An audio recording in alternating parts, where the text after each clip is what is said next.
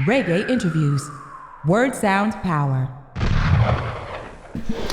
This is DJ 745 here, 2022 here, alongside our very special guest for Reggae Interviews, Tóke. How are we doing today? Oh, thank you for having me. My voice is a little bit done after this weekend, but I'm feeling good. I'm feeling very inspired. Yeah, after this. Too much partying, right? A little bit of partying and a lot of singing. It's a lot of sessions and just speaking to people. You know, after all this time, without having seen people, without having been at festivals, it's just there's so much to catch up on. You know, so this speaking is almost what wrecks the voice more than singing. You know, yeah. How about you? Yeah, no, it's been a great weekend, and it's good to be able to actually talk to people face to face. Like we met a few days ago, and I was saying to you that you're somebody that I've sort of heard of. I've heard your music and things, but we've never had a chance to sit down and hold a reasoning. So it's a real pleasure and an honor. Thank you so much for having me. Thank you. Okay, so let's take it right back to the very beginning. So first of all, I know that you are based out here in Germany, but you weren't born here, were you? Yeah, I was born in Jakarta in Indonesia. Yeah, and I lived the first 9 years of my life. I've been there. Moved to Germany when I was a kid, when I was 9. And close to Hamburg, and slowly fell in love with reggae.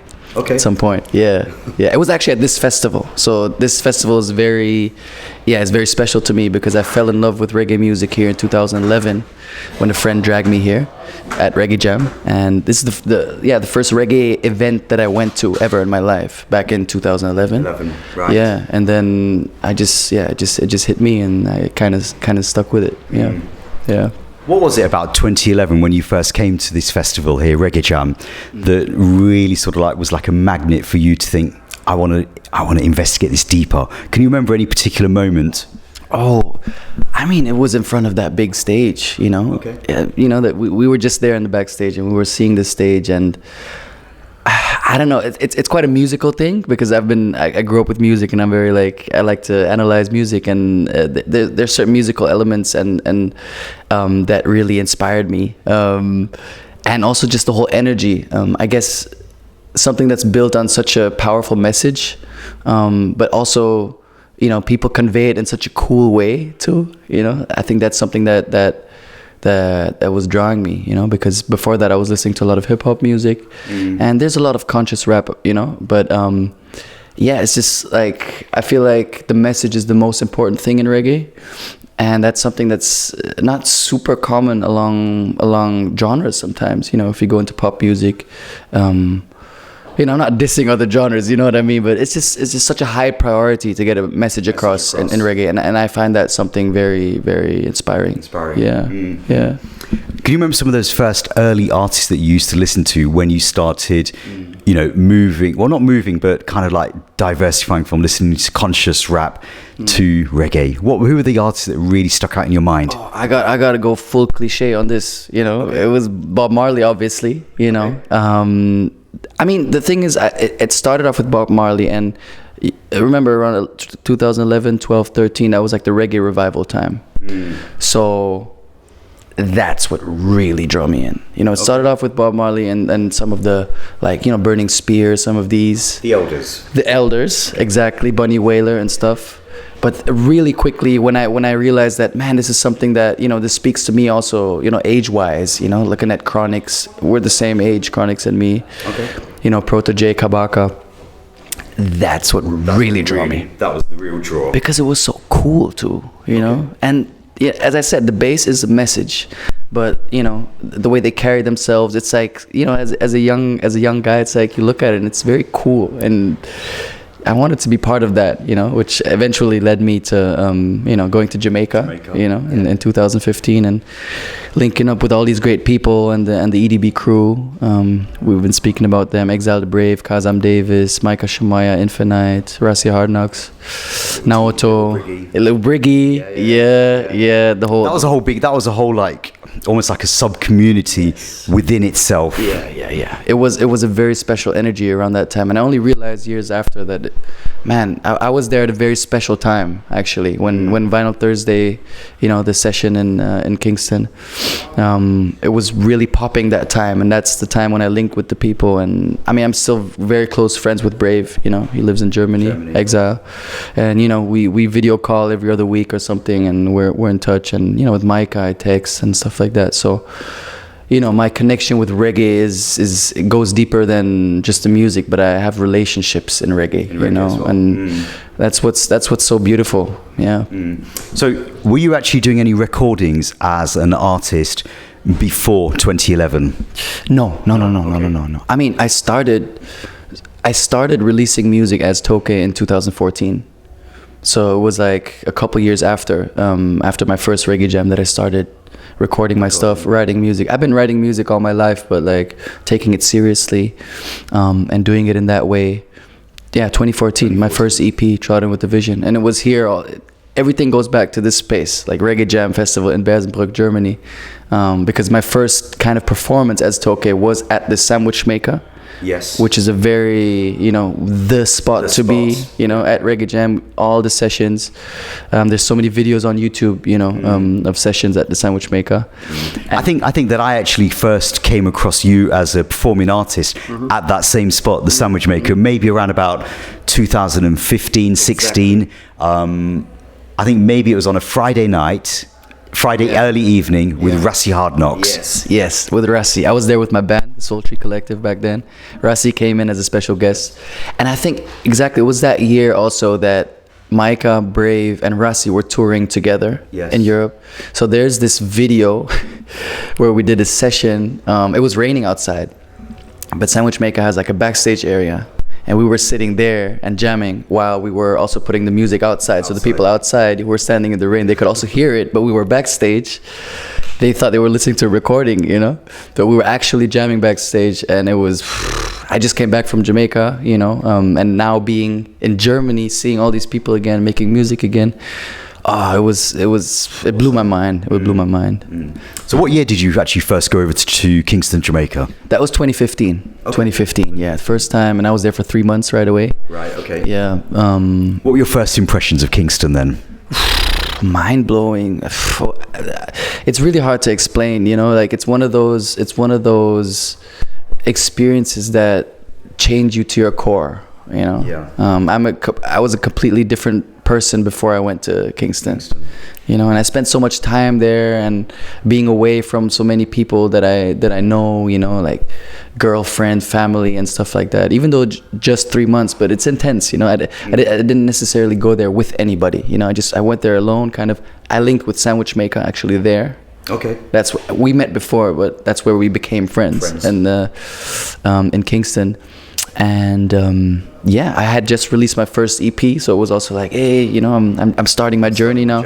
But I've been telling people, I feel like being in Kingston was really something that very much accelerated my career, because before that I just recorded music and, you know, did my thing. But there I realized, whoa, this can actually be a profession, and this can actually be, you can focus your whole life around this, because there's so many artists, or people who claim they're artists, but so many artists, you know. But to me, it's almost like that part of your journey, the path was necessary to push you to now. Yes, definitely. And, you know, I had these moments where people like Brave, people like Micah, they got me on stage in Kingston, you know, and they gave me a platform, you know, which I'm so grateful for. And people saw me there, and that's why it was such a melting pot boost kind of vibe, because I just came into the radar just like that. Because I was on stage with Brave, and then the whole international reggae media was there, and that's, you know. And so I think that's what really gave me a little push back then, being in Jamaica. And then the year after, I came back, you know, for a month to 2016 to shoot videos too. So you did some recordings out there as well, didn't you? Yeah, I did some recordings with Brave also. It always comes back to Brave. Yeah, we did a song on my album Wake Up in a Kingston. Yeah, we released that in 2016. That's the one with Infinite as well, which is a 3 the hard way. Exactly.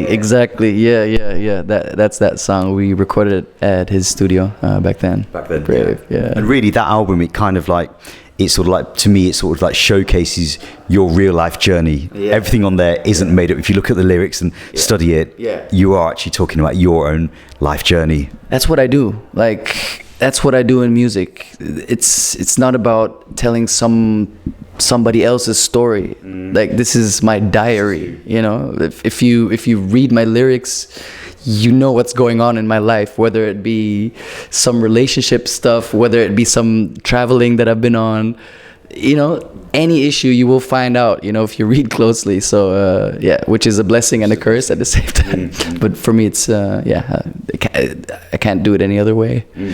Yeah. So how receptive have the disc jockeys, the media, the fans been to those early recordings that you were doing? Where were you getting the biggest level of love from? Which part of the continent? Oh, I mean, obviously Germany has been very supportive. Like all these sound systems, they have been playing the music. I mean, you know, I got a great push also from Sir Rodigan. You know, he played 2 tunes from my album back then, Frizzle and Respect, and he had a long introduction. It was the last song of a set that he did, and he did a long introduction introducing me to his audience. And I remember when my manager back then, you know, sent me the link, and then we listened to it. I was like, awesome. Wow, this is amazing. You know, I had goosebumps, and I felt very much appreciated and supported, you know. So I've always gotten so much love from the reggae community, you know, so much love. Even coming back here, so many people recognize me, and they're like, oh, you know, yeah, it's a good feeling. It's a good feeling. That's why it's good to be back. And you know, since then I've been taking also a different path a little bit. So it's been interesting coming back then into this space. Yeah. Now I know that reggae is also reggae's global, which we all know, but it's also got a very big following in Indonesia as well.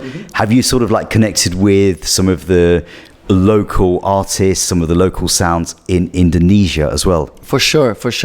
You know, one of the you know, the ones I have to mention is Ras Muhammad, who he's an amazing artist, a big artist in Indonesia. You know, he pulls thousands of people at every show and has a strong cultural significance in Indonesia. You know, he's on murals and all that. And we actually met in Kingston, 2015. Yeah, it all boils back to it all comes back. I mean, we've been texting before, and he's one of the first people that I have Indonesian roots, right? So when I released my first project, I sent him the link on Facebook.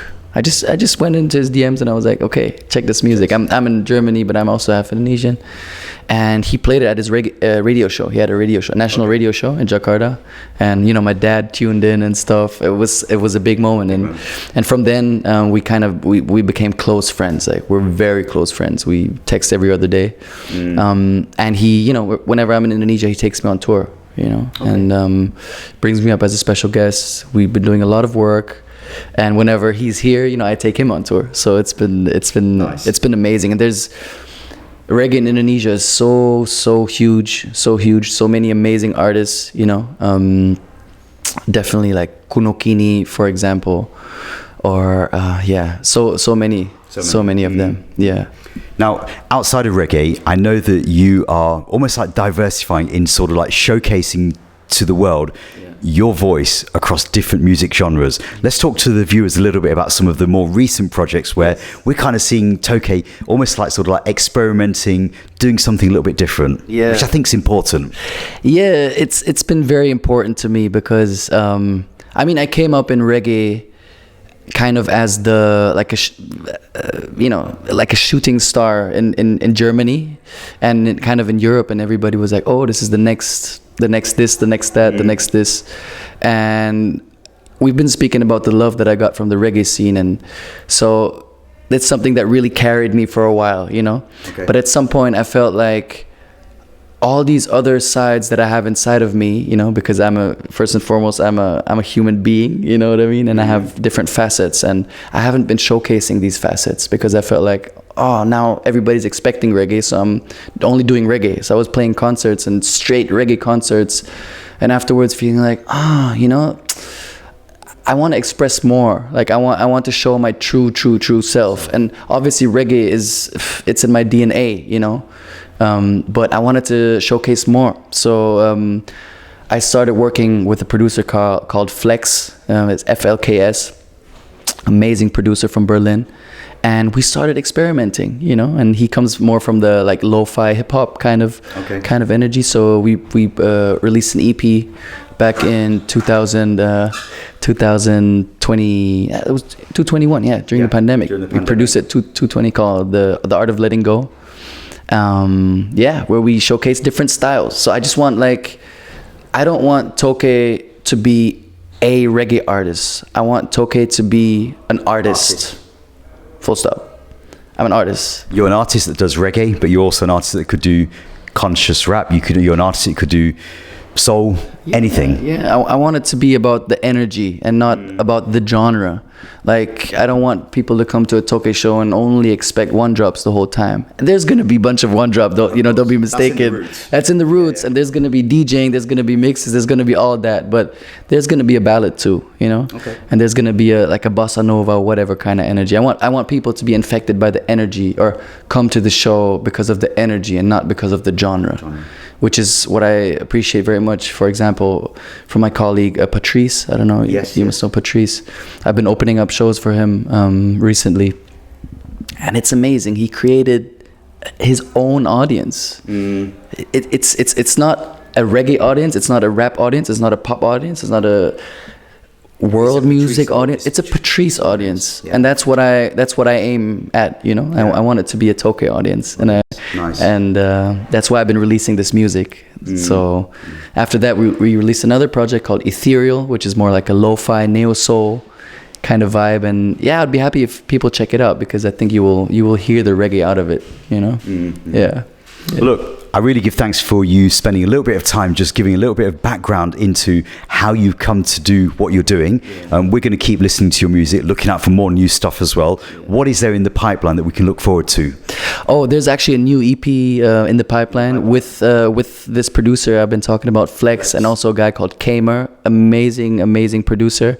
It's going to be more reggae-ish. There's going to be more elements of reggae inside of it, but borderless, as we said.